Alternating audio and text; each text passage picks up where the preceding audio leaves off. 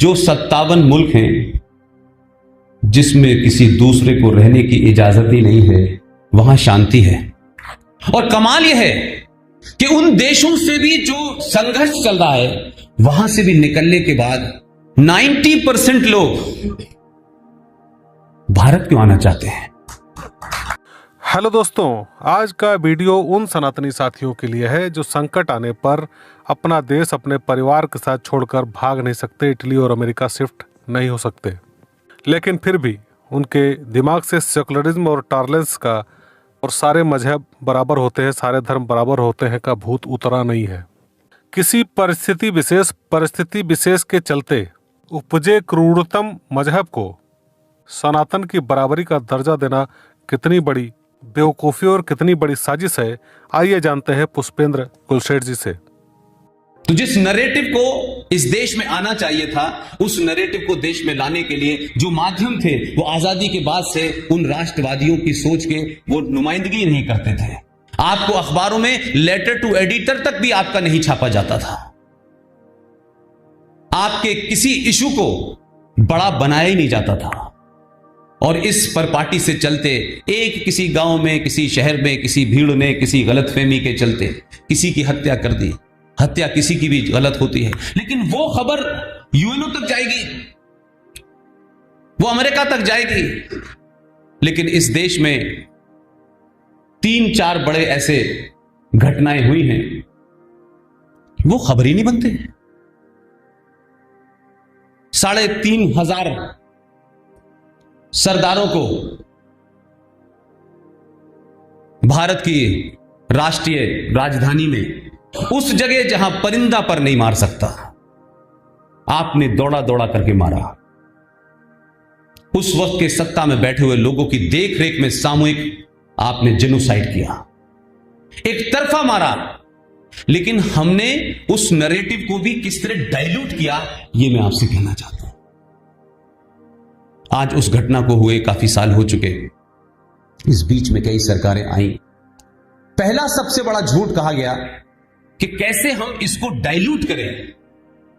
तो जिन 3,500 सिखों को मारा गया दिल्ली में, पहली बार तो उसको यह कहा गया कि ये सिख दंगे थे। अब दंगा 2 लोगों के बीच में होता है, अपने आप सर में कोई चाकू नहीं मारता है।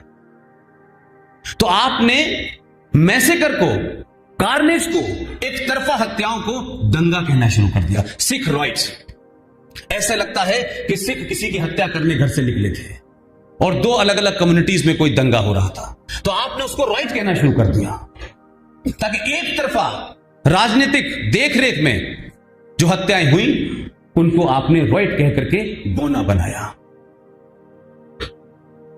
और इस जागरूक समाज ने उसी दौर की एक छोटी सी रेफरेंस के लिए घटना देना चाहता हूं। ये सब जानते हैं कि इंदिरा गांधी की हत्या के बाद ये सब हुआ।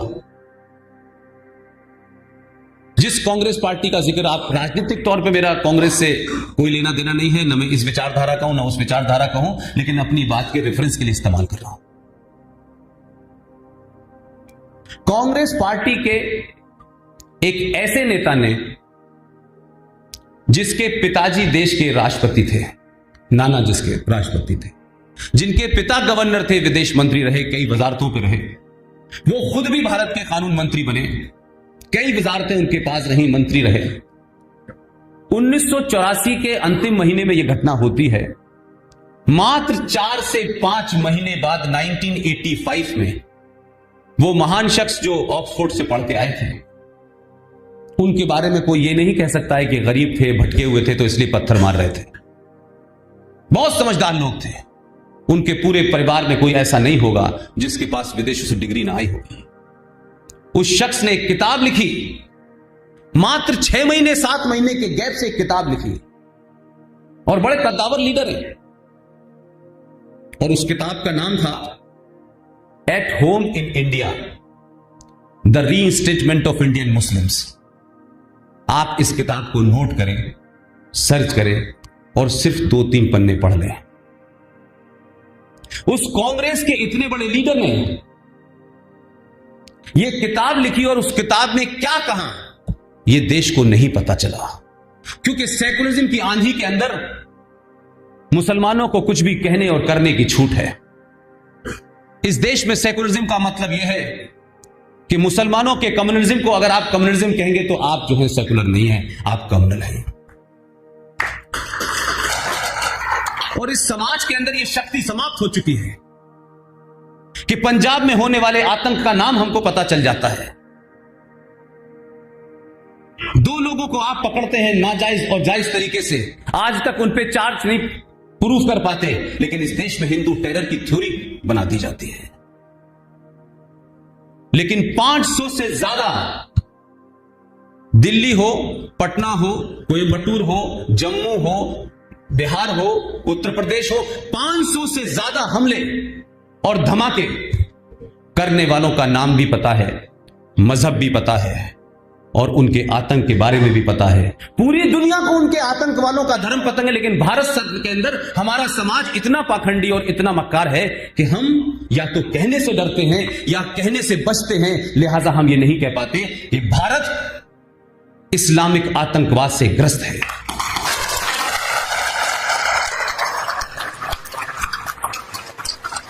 हम अलग अलग तर्क देते हैं, हम जस्टिफाई करने की कोशिश करते हैं। आपकी खामोशी यह बताती है कि या तो आप डरते हैं या एक इस बात से डरते हैं कि कहीं हमने ये शुरू किया तो हम जो पॉलिटिकली करेक्ट हैं, जो सेकुलरिज्म की हमने बड़ी बड़ी चादरें बिछा रखी हैं हरे रंग की, ये सब एक्सपोज ना हो जाए। लेकिन ना तो मुझे सत्ता का कोई लेना देना है, ना किसी विचारधारा से मेरा कोई मतलब है। भारत आज संवैधानिक तौर पे इस संविधान के माध्यम से जो इसमें नहीं था उसको आपने ऑर्डर और एक्ट के माध्यम से भारत को इस्लामिक देश बनाने की तरफ ये देश बढ़ रहा है। अभी तो आप में इस खतरे को मैं समझता हूं आपने भांपा, या आपको ऐसा लगता है कि कुछ लोग तो हो सकते हैं कि जब इस देश के अंदर टूटन शुरू हो तो बच्चों के साथ इटली चले जाएं, जापान चले जाएं, अमेरिका चले जाएं, लेकिन 90% लोगों को यहीं रहना है और यहीं मरना है।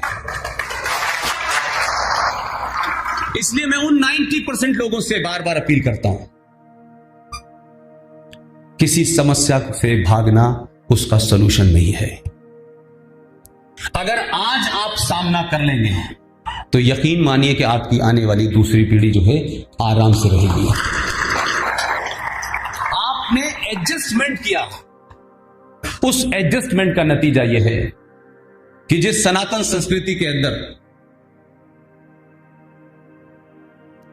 हमने कभी हथियारों की पूजा की लेकिन हथियार नहीं चलाया, हमने शास्त्रों को भी नहीं पढ़ा और ना शस्त्रों का महत्व जाना। हमारा पूरा इतिहास कहता है कि हमने आज तक दुनिया के किसी देश पे हमला नहीं किया। आप अजीबोगरीब बात देखें, आपने हमला नहीं किया किसी देश के ऊपर। आप तो उस परंपरा के लोग थे कि आपके आराध्य देवता मर्यादा पुरुषोत्तम राम की पत्नी को भी कोई उठा के ले गया था। आप वहां तक गए, आप सेना से बहुत ताकतवर थे, आपने सब कुछ वहां किया, वहां की जनता को नुकसान पहुंचाया और उस सोने की लंका में से आप अपनी पत्नी को लिया और वहीं के लोगों को राजपाट सौंप के आप वापस आए, वहां से एक तिल और कांटा लेके नहीं आए। कोई आरोप नहीं लगा सकता आप पे कि आप लुटेरे हैं, आप लोगों को लूटने के लिए निकलते हैं। लेकिन अजीबोगरीब बात है, जो 1400 साल पहले लूटने की प्रवृत्ति से पैदा हुए थे और जिनके लूट में अकीदा है, जो ये मानते हैं कि अगर लूट में महिलाओं को भी लूटा जाए तो गिनती होगी तो उनका भी बराबर बराबर हिस्सा बटेगा, जिनकी संस्कृति ये हो, वो आज आपको ये बता रहे हैं कि हिंदू इंटॉलरेंट है। वो आपको ये बता रहे हैं और आपको बताया गया तो यकायक आपको लगने लगा रे क्या हम सच में हो गए हैं? तो हमारे बीच में से बहुत सारे लोग यकायक खड़े हो जाते हैं, ना वो जानते हैं ना उनको कुछ पता है, लेकिन उनको सबको अच्छा दिखना है। इस बीमारी से ग्रस्त होने के कारण वो अपने लोगों से कहते हैं देखो यार ये नहीं होना चाहिए, नहीं नहीं नहीं नहीं, नहीं ये भी ठीक है, ये भी ठीक है, ये कहां जाएंगे, इनके साथ अत्याचार हुआ है।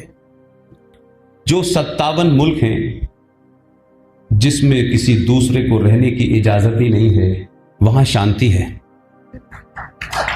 अद्भुत शांति है।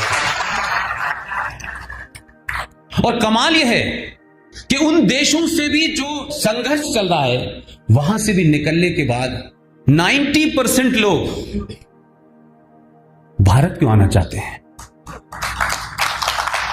आप इस पे खुश हो सकते हैं, मैं 2019 का पुष्पेंद्र इस पे खुश नहीं होना चाहता। ये धरती कोई लुटेरे गुंडों के लिए नहीं है कि जो आएगा वो यहां बिस्तर रख के लेट जाएगा। ये धरती, ये देश, ये राष्ट्र उन लोगों के लिए है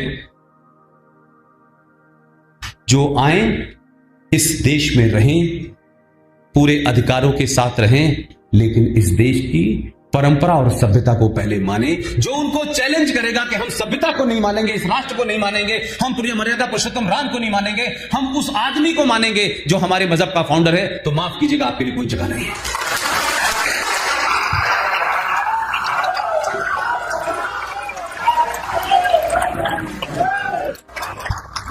हमने इसी परंपरा का, जो हमारे आदर्श थे, हम अपने जीवन में कितना सच बोलते हैं, नहीं बोलते हैं, लेकिन क्या कंफ्यूजन है कि हमारे ही लोगों ने यह भी कहना शुरू कर दिया कि सब धर्म बराबर है। ये झूठ, ये गलतियां हमने जाने अनजाने में की हैं, अब उसका हम खामियाजा भुगत रहे हैं। मुझसे ज्यादा प्रबुद्ध लोग यहां हैं। धर्म का अर्थ रिलीजन नहीं होता। धर्म और मजहब में जमीन आसमान का फर्क है। लिहाजा हमने कहा कि साहब, इस्लाम धर्म, क्रिश्चियन धर्म और हिंदू धर्म बराबर हैं। धर्म का मतलब होता है ज्ञान। धर्म किसी चीज का हिस्सा होता है। धर्म का कोई फाउंडर नहीं होता। कांग्रेस पार्टी का फाउंडर है, इस्लाम का फाउंडर है, क्रिश्चियनिटी का फाउंडर है। मुझे बताइए कि हिंदू धर्म का कौन फाउंडर है? हिंदू धर्म अनादिकाल से चल रहा है, इस प्रकृति के साथ चल रहा है। वो लाखों साल में था और अभी भी है। और उस हिंदू धर्म को मंदिरों की, घंटों की, पुजारी की जरूरत नहीं है। हमने तो उस दौर में भी अपनी उस कर्तव्य को, उस ड्यूटी को निभाया जब जजिया लिया जाता था हमसे। तब भी हमने किसी को नहीं पता चलने दिया कि हमारे घर के कोने में एक गमला रखा हुआ है। किसी को यह पता नहीं चला कि इस गमले में, इसके ऊपर यह शख्स पानी डालकर भी अपने आप की सनातन संस्कृति को बचा रहा है। उस पौधे का नाम था तुलसी का पौधा। इतने अत्याचारों के बावजूद भी आपने चुपचाप से अपने घर की खिड़की से सूरज की तरफ देखा और नमन कर लिया। आपने अपनी संस्कृति ऐसे हालातों में बचाई है। हम ये कहें कि धर्म का मतलब यह होता है कि ऐसे बैठो, ऐसे उठो, ये नहीं है। ये बात अलग है कि गुलामी के दौर में उन्होंने कहा 5 वक्त उठो, बैठो, खड़े हो, चिल्लाओ, बैठो, ये करो, भूखे रहो। आपको लगा यही धर्म है। धर्म और मजहब में फर्क है। मजहब पैदा होते हैं, धर्म अनादिकाल तक चलते हैं। और यह भी सत्य है कि मुल्क भी पैदा होते हैं। अच्छा सनातनी साथियों, आप एक बात बताइए कि हर आदमी जो भी दुनिया भर से संकट में आता है, खास तौर पर मुस्लिम, वो भारत की ओर रुख क्यों करता है?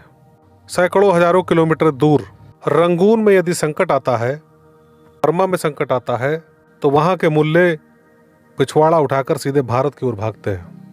और हैरानी तो तब होती है जब वहाँ बाकायदे भारत आने के बाद उनको दामाद की तरह रिसीव करके कश्मीर में ले जाकर बसा दिया जाता है। और फिर सिलसिला शुरू होता है आपके टैक्स, आपके मंदिर के टैक्स पर पलने वाले परजीवियों का, जो कि सैकड़ों हजारों सालों से आप सनातन समाज का खून चूस रहे हैं। और पीठ में छुरा भी घोंप रहे हैं। आप देखिए कितनी कुटिल चालों से, आप जिस पंथ को मानते हैं, जिस धर्म को मानते हैं, आपके धर्म के साथ उस मजहब की बराबरी की जा रही है जो किसी एक व्यक्ति ने किसी विशेष परिस्थिति में लोगों को बांधे रखने और अन्य लोगों को जो उसके खिलाफ थे उनको डोमिनेट करने यानी कि कुचलने के लिए बनाया था। तो क्या प्रकृति के, नेचर के नियमों के तालमेल में बना सनातन धर्म और लूट के लिए, जबरिया काबू करने के लिए बना धर्म बराबर हो सकता है? यह मजहब बराबर हो सकता है? दरअसल उसको धर्म कहना ही गलत है। वो एक मजहब है जो कि विशेष परिस्थितियों में पैदा हुआ और तरह तरह के आसमानी किताबों के हवाले दे करके उसको मजबूत किया गया, स्ट्रांग किया गया कि यही एक लाइन है, उससे बढ़कर कुछ नहीं। जबकि आज व्यवहारिक ज्ञान ये कहता है कि आसमानी किताब का भी सब कुछ सच नहीं है और व्यवहारिक नहीं है। लेकिन जैसे ही सनातन कसौटी पर कसा जाता है तो वहाँ इतनी व्यवहारिकता पाई जाती है जो आज तक विज्ञान भी जिसको खोज नहीं सका है, पा नहीं सका है साथियों। दरअसल है क्या, आदिकाल से ही, बहुत पुराने समय से ही लोगों को ये पता था कि किसी चीज़ को अगर धर्म का चोला पहना दीजिए तो उसकी एक्सेप्टेंस मतलब स्वीकार्यता बढ़ जाती है। इसी वजह से इस मजहब विशेष ने धर्म का चोला ओढ़ा, धर्म का नाम लिया, मजहब का नाम लिया और पूरी दुनिया में इस एक्सेप्टेंस का फ़ायदा उठाया। जैसा कि आपने देखा कि जब रावण को कोई तरीका नहीं मिला तो उसने साधु का वेश धारण करके सीता का हरण करने का प्रयास किया और सफल भी हुआ था। लेकिन हम सनातनी साथियों को सतर्क रहना है और अब कोई ऐसा अवसर इन मक्कारों को नहीं देना है ताकि हम दोबारा इनके कुचक्र में फंसे और अपने मातृभूमि का, अपने राष्ट्र का, एक देश का एक टुकड़ा फिर गंवा दें या पूरा देश ही गंवा दें। आपने पुष्पेंद्र कुलशेखर जी को सुना। आप उनके विचारों से सहमत हैं तो हमारे चैनल अखंड हिंद को लाइक करें, सब्सक्राइब करें और शेयर जरूर करते रहे सनातनी साथियों। अखंड हिंद आपसे रिक्वेस्ट करता है कि आप हर सनातनी तक ये वीडियो ज़रूर से ज़रूर पहुंचाएं ताकि लोग जागरूक हों। जागरूकता ही सबसे बड़ा हथियार है तो साथियों, क्योंकि जहां बहुमत का लोकतंत्र है वहां जागरूकता ही सबसे बड़ा अधिकार है। आज के एपिसोड में इतना ही, फिर मिलेंगे अगले अंक में। तब तक के लिए जय हिंद, जय भारत, वंदे मातरम।